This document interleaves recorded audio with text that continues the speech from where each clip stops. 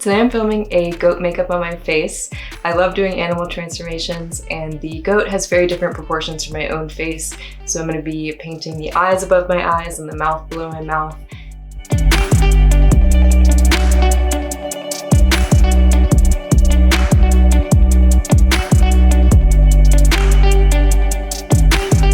I'm going to use cardstock paper for the horns and the ears. I'm also using my Mehron paint palette and Pros-Aide prosthetic glue.